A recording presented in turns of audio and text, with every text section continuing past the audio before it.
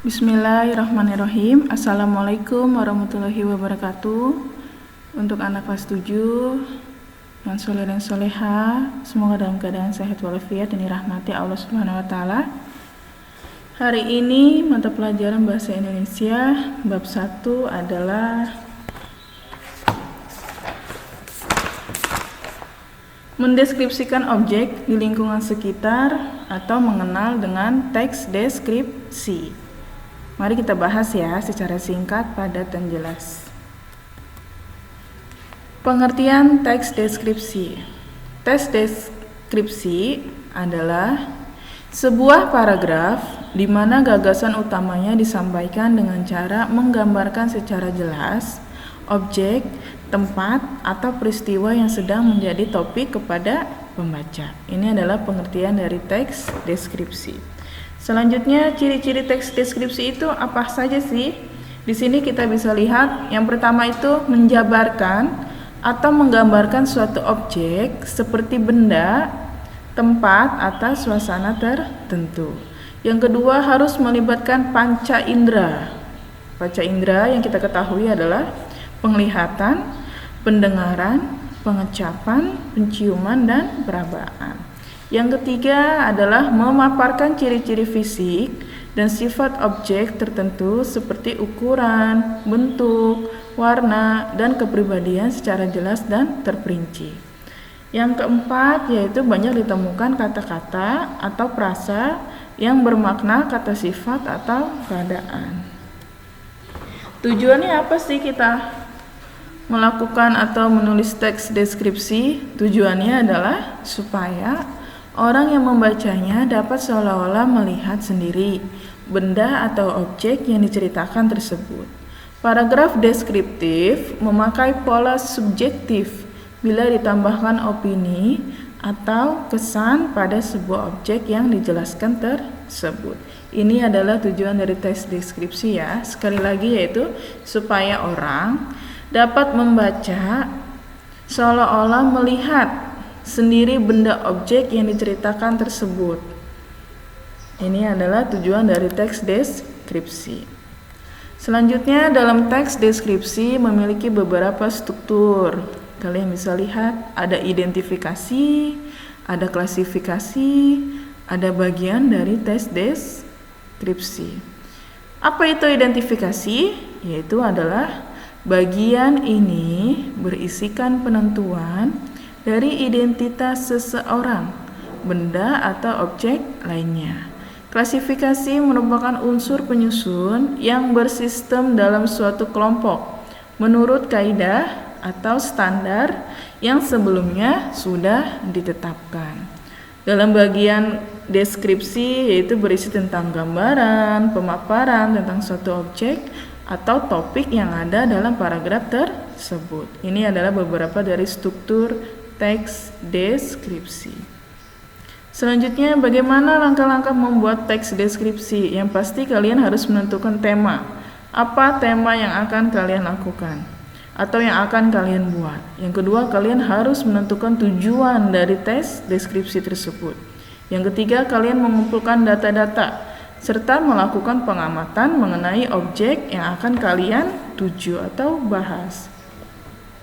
Yang keempat ini kalian dapat menyusun menjadi kerangka karangan. Yang keempat yaitu uraikan kerangka karangan menjadi teks deskripsi yang disesuaikan dengan topik. Di sini bisa lihat ada beberapa jenis-jenis teks deskripsi. Satu, teks deskripsi subjektif. Suatu teks deskripsi yang dalam penggambarannya objeknya berdasarkan atas kesan yang dimiliki oleh penulis paragraf tersebut. Di sini ada contoh dari teks deskripsi subjektif yaitu tentang seseorang yang mendengar suara azan ashar di masjid tua di perkampungan kumuh. Suara yang tak punya variasi menonton terdengar setiap waktu sholat ashar. Ini adalah beberapa contoh dari teks deskripsi subjektif. Bisa kalian baca. Sayup-sayup terdengar kumandang azan.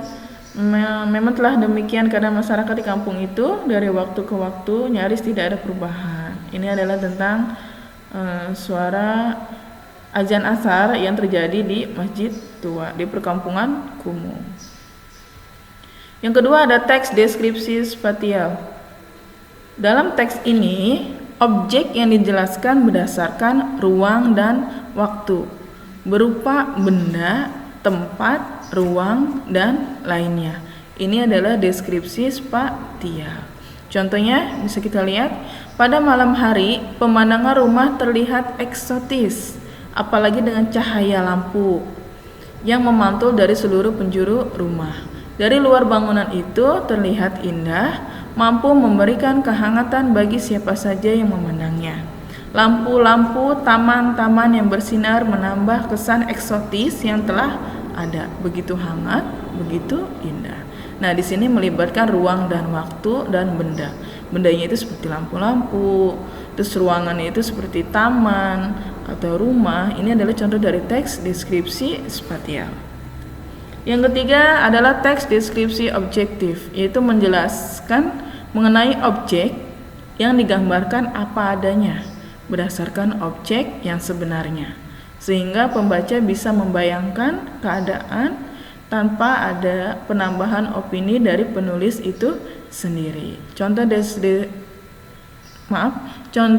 teks deskripsi objektif adalah Candi Borobudur. Kalian tanpa ke Jogja atau ke sana, kalian juga pasti bisalah membayangkan Candi Borobudur itu adalah peninggalan kerajaan Buddha, terus bentuknya seperti ini, terdapat barisan stupa yang melingkar, ya kan? Ini adalah contoh dari teks deskripsi objektif. Lalu ada kaidah kebahasan teks deskripsi. Teks deskripsi harus menggunakan kata benda sesuai dengan topik yang kalian akan buat atau deskripsikan.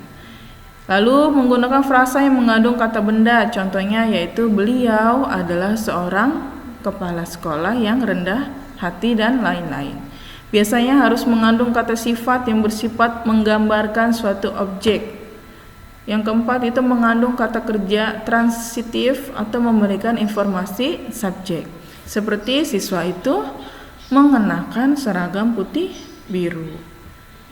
Yang kelima adalah mengandung kata kerja atau perasaan, pendapat dengan tujuan mengungkapkan pandangan pribadi penulis mengenai subjek. Selanjutnya itu mengandung kata keterangan untuk memberikan informasi tambahan seperti dengan cepat, di rumah, di taman, dan lain-lain. Terakhir adalah mengandung bahasa kiasan berupa perumpamaan atau metafora.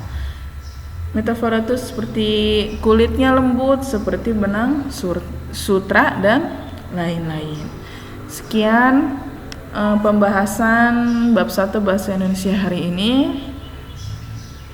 Kalian harus menyimak sebagai daftar hadir atau absensi hari ini. Jangan lupa belajar di rumah, tetap aktif mengikuti kegiatan daring di sekolah ya. Assalamualaikum warahmatullahi wabarakatuh.